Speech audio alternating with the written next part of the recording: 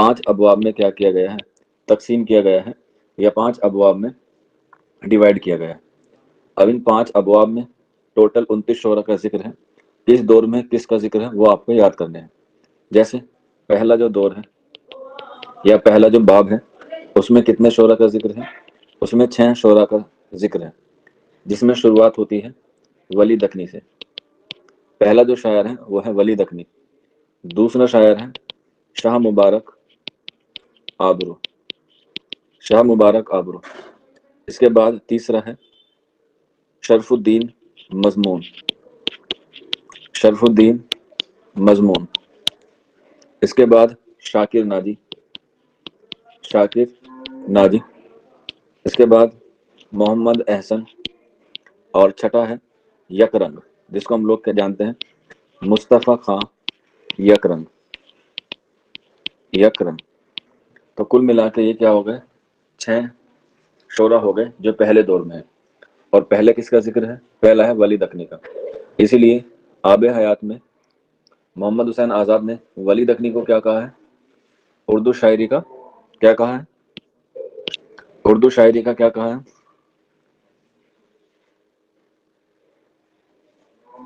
ہاں، اردو شاعری کا بابا آدم کہا ہے۔ اور اسی میں اپنے استاد کو کیا کہا ہے؟ شیخ محمد ابراہیم ذوق کو اسی کتاب میں آب حیات میں ہی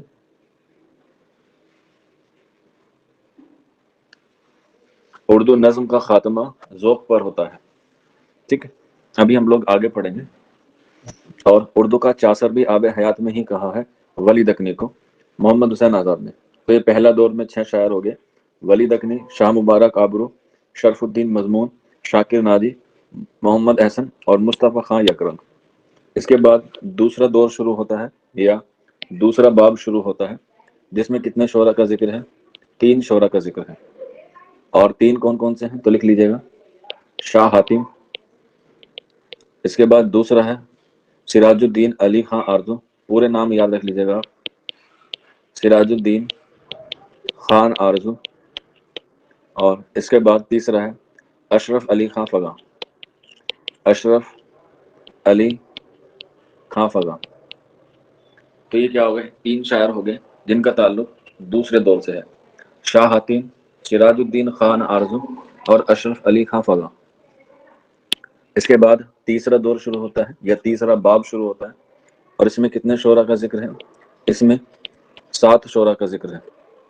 تیسرے میں 7 کا ذکر ہے، جس میں پہلے آتے ہیں مظہر جانے جانا، مظہر جانے جانا، مظہر جانے جانا۔ اس کے بعد میر عبد الحی تابہ، میر عبد الحی تابہ۔ اس کے بعد مرزا محمد رفیع سودا، اور جس سے سودا کی ادبی چشمک رہتی تھی، میر زاہد۔ ظاہر کے بعد خواجہ میر درد، اس کے بعد میر سوز، اور اس کے بعد میر تقی میر، میر تقی میر۔ تو یہ ٹوٹل ہو گئے آپ کے کتنے؟ 7۔ مظہر جانے جانا، میر عبد الحی تابہ، میر زاہد، درد، میر سوز اور میر تقی میر۔ تیسرے دور میں 7 ہیں۔ اس کے بعد چوتھا دور یا چوتھا باب آتا ہے، جس میں 4 شعرا کا ذکر ہے، جس میں آتا ہے قلندر، قلندر بخش علی جرات، قلندر بخش جرات۔ اس کے بعد میر حسن، کے بعد انشاء اللہ خان انشاء، انشاء اللہ خان انشاء۔ اس کے بعد شیخ غلام حمدانی مصحفی، شیخ غلام حمدانی مصحفی۔ یہ ہو گئے آپ کے چوتھے باب میں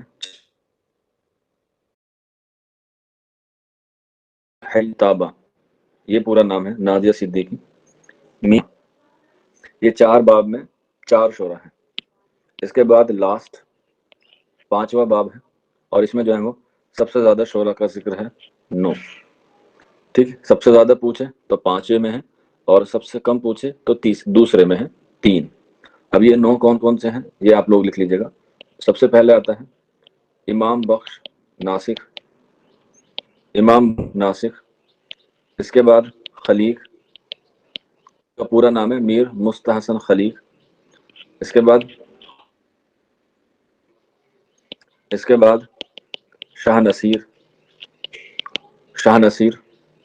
شاہ نصیر کے بعد شیخ محمد ابراہیم ذوق، ذوق کے بعد اسد اللہ خان غالب، ذوق کے بعد اسد اللہ خان غالب.